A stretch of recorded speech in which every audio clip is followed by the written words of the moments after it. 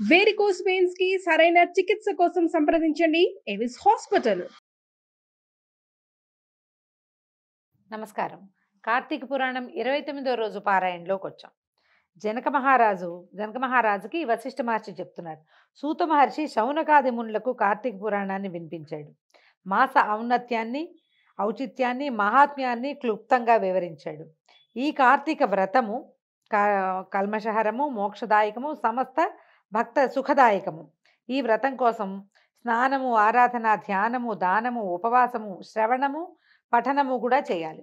అందుకే ఇది పుణ్యవ్రతంగా చెప్తారు. అయితే ఇది 29వ రోజు. ఈ రోజుతోటే మనకి కార్తీక మాసం పూర్తయిపోతుంది. రేపు 30 రోజుల ప్రకారం ఉండదు, తిథి అయిపోతుంది. కాబట్టి పోలిపాడ్యమి చేసుకుంటాం. అయితే ఈ చివరి రోజుల్లో జనక రాజర్షికి ఈయన ఏం చెప్తున్నారంటే, ఎన్ని రకాలుగా చేసినా కూడా, ఏ రకం తీసుకున్నా కూడా మనకి కార్తీకంలో చేసినటువంటి ఏ పూజ, దానము, వ్రతము, దీపదానము, దీపారాధన, దేవాలయ సందర్శనము, పురాణ శ్రవణము, పఠనము, ఉపవాసము, ఏకభుక్తము, మొత్తం రోజంతా ఉపవాసం ఉండటం ఒక విధానం. లేదా పుణ్యతిథులైనటువంటి పాడ్యమి, విద్య తదేలు ఇదేలు అవి రెండు ముఖ్యమైనవి. ఆ తర్వాత ఏకాదశులు, తర్వాత పౌర్ణమి. ఈ రోజుల్లో ఏ రోజైనా సరే దీపం కానీ ఉపవాసం కానీ చేస్తే విశేషమైన ఫలితం లభిస్తుంది. కాబట్టి కార్తీక వ్రతాన్ని ఏంటంటే, ఒక సంవత్సరం చేశాం కాబట్టి వచ్చే సంవత్సరం చేయాల్సిందే అని కానీ, ముందెప్పుడు చేయలేదు కాబట్టి ఇప్పుడు చేయకూడదని కానీ భావించని అవసరం లేదు. ఎందుకంటే కార్తీకము సంవత్సరాంతంలో ఏదైనా నెల అంటే ఏడాది చివరిలో వచ్చేది. తర్వాత ఈ వర్ష ఋతువు వెళ్ళిపోయి తర్వాత ఋతువులు వస్తాయి, శరదృతువు వచ్చేస్తుంది. ఈ శరదృతు కాలంలో ఏంటంటే ఆరోగ్య భంగమయ్యే అవకాశం ఉంది. కాబట్టి ఈ రోజుల్లో ఈ దీపాలు పెట్టి దీపం తాలూకు ధూమాన్ని తీసుకోవటం వల్ల, అవి పీల్చటం వల్ల ఆరోగ్యానికి, శ్వాసకోశ సంబంధమైన వ్యాధులు రావు. తర్వాత నేత్రాలకి చాలా మంచిది, ఆ వెలుగు చాలా మంచిది. ఈ రెండు రకాలుగా కూడా అంటే ఈ రెండు వ్యాధులు వచ్చే అవకాశం ఉంది. కంటికి ఇబ్బంది వస్తుంది, శ్వాసకోశానికి ఇబ్బంది వస్తుంది ఈ కాలంలో. కాబట్టి ఆ రెండు సమస్యలు తీరేటువంటి దీపము, తర్వాత ఇలా ప్రత్యక్ష దీపాన్ని, జ్ఞానాంధకారాన్ని తొలగిస్తుంది. ఆ దీపాన్ని దానం చేయటం వల్ల అదొక విశేషమైన ఫలితము. తర్వాత ఆహార స్వీకారం కొంచెం తగ్గించుకుంటే మంచిది. ఈ కాలంలో తక్కువ తింటే మంచిది. అందుకని ఇలా ఉపవాసాలు అవి కూడా చెప్పటం వల్ల ఇవి ఆరోగ్యానికి ఉపయోగపడతాయి. కాబట్టి ఆధ్యాత్మికమైన వ్యవహారానికే కాకుండా ఆరోగ్య పరిస్థితులకు కూడా ఉపయోగపడతాయని ఈ మాసాన్ని తప్పకుండా పాటించాలని చాలా విశేషంగా సూత మహాముని శౌనకాది మహర్షులకు తెలియజేశాడు. వశిష్ఠ మహాముని జనక రాజర్షికి తెలియజేశాడు. అత్రి మహాముని అగస్త్య మహామునికి తెలియజేశాడు. ఇట్లా ఒక్కొక్కళ్ళకి రకరకాలుగా తెలియజేశారు. ఈ వీటిలలో కొన్ని పాఠభేదాలు ఉంటాయి. కొన్ని కథల్లో ఒక రకంగా, కొన్ని కథల్లో ఇంకో రకంగా ఉంటుంది. కొన్ని కథలు అదేదో పెద్దగా సాగదీసినట్టు ఉంటుంది, ఒక్కో కథ చిన్నదిగా ఉంటుంది.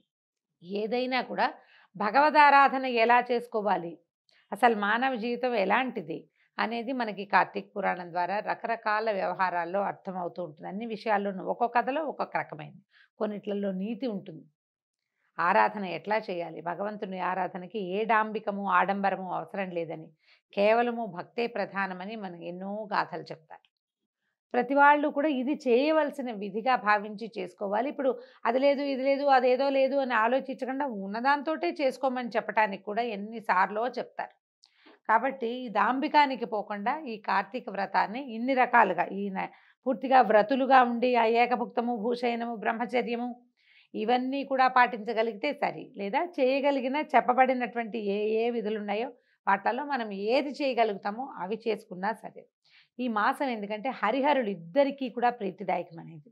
శివారాధన ప్రధానంగా కలిగిన కార్తీక మాసంలో కార్తీక దామోదర ప్రీత్యర్థమని దామోదరుడి ప్రీతి కోసమే శివారాధన కూడా చేస్తామని చెప్తారు.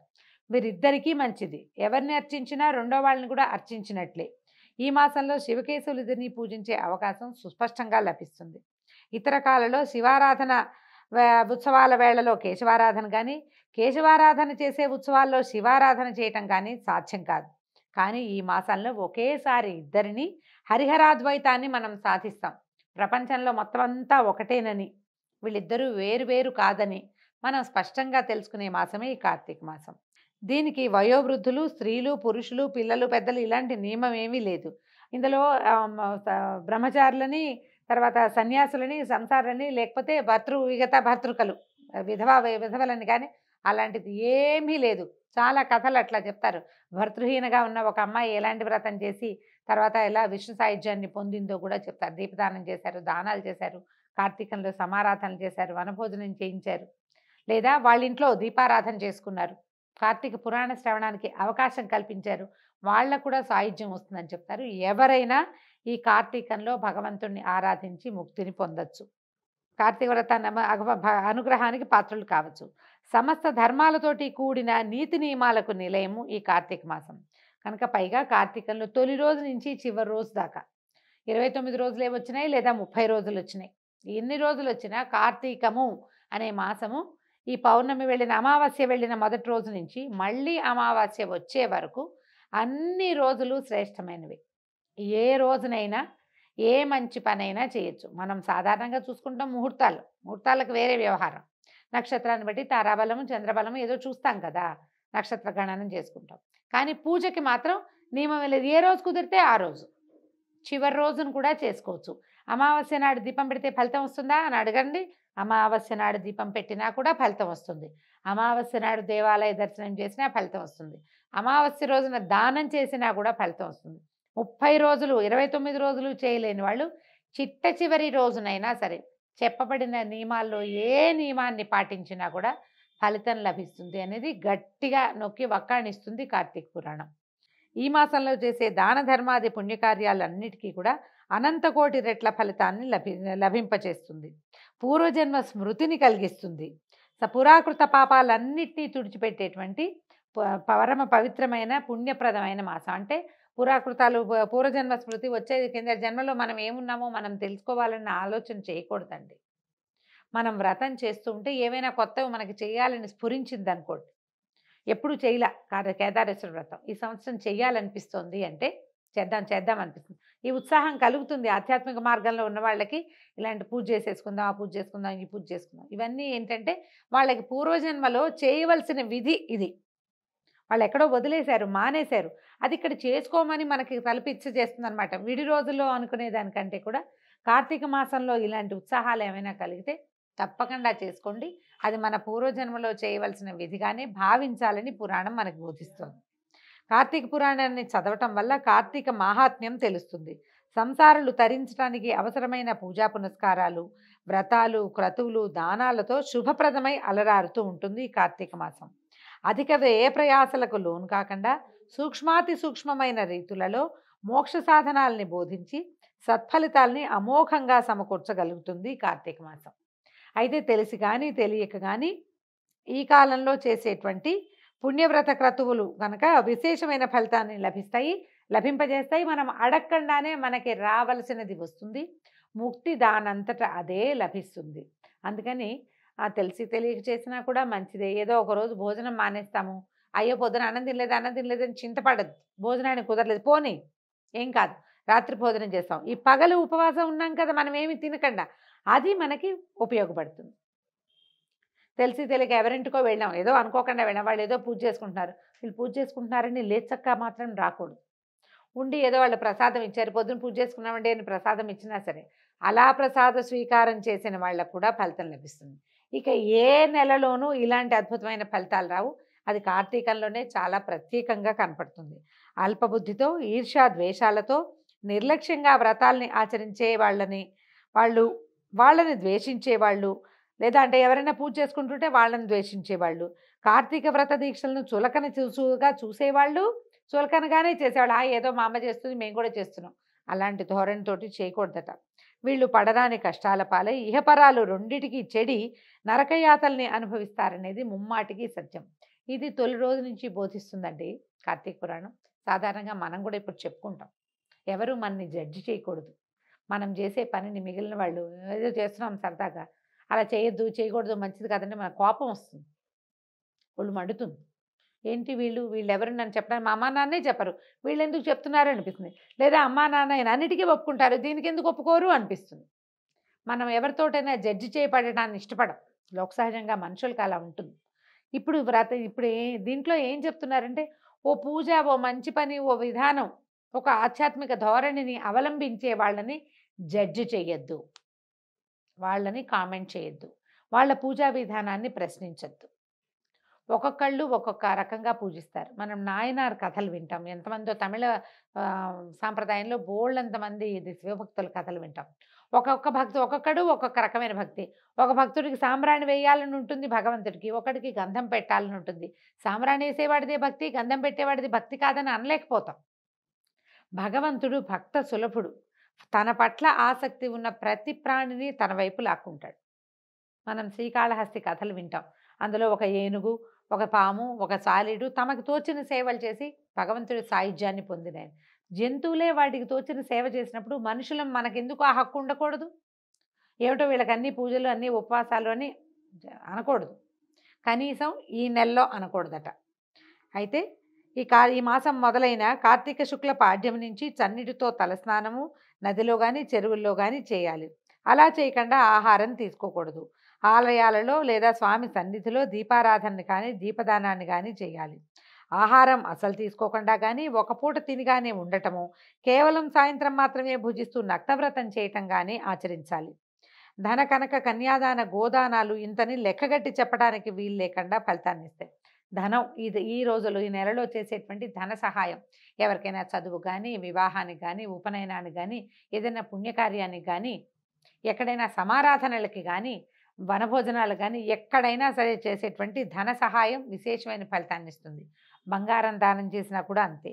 కన్యాదానం ఈ రోజుల్లో కన్యాదానం అంటే స్వయంగా కన్యాదానం చేయటం కానీ, లేదా కన్యాదానం చేయగలిగి అవకాశం ఉండి ధనం సరిపడా లేని వాళ్ళకి ఒక మాట చెప్పటం కానీ, తర్వాత ఎవరికైనా బ్రహ్మచారికి ఉపనయనం చేసుకునే అవకాశం కానీ, చదువుకునే అవకాశం కానీ కల్పించటము, గోదానం చేయటము, తర్వాత వృషోత్సర్జనం అంటారు, దేవాలయాలకి కోడెలని సమర్పించటం కానీ విశేషమైన ఫలితాన్ని ఇస్తాయట. తర్వాత అన్నదానాలు, వన సమారాధనలు, వ్రతాలు, పురాణ పఠనాలు, పురాణ శ్రవణాలు అత్యంత పుణ్యప్రదమైనవి. వృద్ధులు, పసివారు, అనారోగ్యస్తులు, బాలింతలు, చూలింతలు కూడా, గర్భవతులు కూడా ఎవరైనా ఏ కారణం చేతైనా ఈ కార్తీక నియమాలని పాటించలేని వాళ్ళు కార్తీక మాసంలో కనీసం ఒక ఏకాదశి నాడు కానీ, పౌర్ణమి నాడు కానీ, లేదా వారికి వీలైన ఏదో ఒక్క రోజున కానీ ఈ వ్రతాన్ని అనుసరిస్తే ధన్యులవుతారు. మనసులో ఈ వ్రతాలు, దానాలు, పూజలు, నియమనిష్టాలు అనుసరిస్తున్నట్టుగా భక్తితో తలుచుకున్నా కూడా తరించిపోతారు, చేయలేకపోతాం. మానస పూజ అనేది ఒక ప్రత్యేకమైన పూజా విధానం ఉంటుందండి. శివమానస పూజ అని ఒక 4 శ్లోకాలు ఉన్న స్తోత్రం ఒకటి ఉంది. శివమానస పూజ అని ట్రై చేయండి. విష్ణు మానస పూజ కాదు, కృష్ణ మానస పూజ, దేవీ మానస పూజ కూడా కనిపిస్తుంది. కృష్ణ మానస పూజ, దేవీ మానస పూజ శ్లోకాలు చాలా ఎక్కువ, పెద్దవి. శివమానస పూజలో 4 శ్లోకాలే ఉంటాయి. శివుడికి అంటే మనకి ఆసనం ఇస్తున్నాము, అర్ఘ్యం ఇస్తున్నాము, పాద్యం ఇస్తున్నాము, ఇవన్నీ ఇస్తున్నట్టుగా మనసుతోటి భావించే చెప్పేటువంటి స్తోత్రం. మనం స్తోత్రం చదువుకోలేకపోతే మనమే ఓ దేవాలయానికి వెళ్ళినట్టు, బయట ఎట్లా ఉంటుందో గుళ్ళోకి వెళ్తాం, కళ్ళు మూసుకుని స్నానం చేశాక కళ్ళు మూసుకుని శివుడిని తలుచుకుంటూ ఓ దేవాలయానికి వెళ్ళాం, వాకిట్లో గుమ్మం కనపడింది, దండం పెట్టుకున్నాము, గోపుర ద్వార దర్శనం చేసాము, తర్వాత ఏమో మనకి ధ్వజస్తంభం కనపడుతుంది, అక్కడ మొక్కుతాము. ధ్వజస్తంభాన్ని ముట్టుకోకూడదు, స్తంభానికి ఇట్లా పెడస్టల్ లాగా గట్టులాగా కడతారు కదా, గట్టు ముట్టుకోవచ్చు. ఈ గట్టు దగ్గర ముట్టుకుని దండం పెట్టుకున్నాము. ఆ తర్వాత ఒక 3 ప్రదక్షిణాలు చేసాము, మనసుతోటే 3 ప్రదక్షిణాలు చేసాము. దేవాలయం లోపలికి వెళ్ళాము, నందీశ్వరుడికి నమస్కారం చేసాం, నంది కొమ్ముల మధ్యలోంచి శివలింగాన్ని, పరమేశ్వరుడిని దర్శనం చేసుకున్నాము. తర్వాత దేవాలయంలో గంట కొట్టాము, తీర్థం తీసుకున్నాం, శఠార తీసుకున్నాం, యథాశక్తి ఆ పంతులు గారికి దక్షిణేసాము. తర్వాత ఇటు వచ్చి చండీశ్వరుడి దగ్గర అయ్యా నేను వచ్చానని మన గోత్రనామాలు చెప్పుకున్నాము. బ్రహ్మగారు ఎక్కడున్న పూజారి గారు ఏమైనా ప్రసాదం ఇస్తే 2 మారేడు దళాలు చేతిలో పెట్టినా, ఓ చిన్న కొబ్బరి ముక్క చేతిలో పెట్టినా, దేవాలయంలో కూర్చుని నమస్కారం చేసుకుని ఆ ప్రసాదం నోట్లో వేసుకుని ఆ మారేడు దళం కళ్ళకద్దుకున్నాము.